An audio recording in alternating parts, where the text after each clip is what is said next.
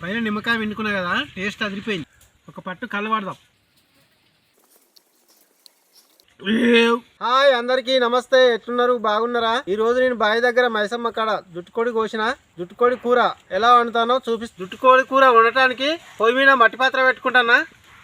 మట్టి పాత్ర వేడెక్కింది, నూనె పోసుకుంటానా. నూనె వేడెక్కింది, జీలకర్ర వేసుకుంటానా. దూర వేగింది, పచ్చిమిరపకాయలు ఉల్లిగడ్డలు వేసుకుంటానా. ఇగో అల్లం వేస్తానా. ఇగో చెంచాలంత పసుపు వేస్తానా. పుదీనా వేస్తానా. జుట్టుకోడి కూర వేస్తానా పొయ్యి మీద.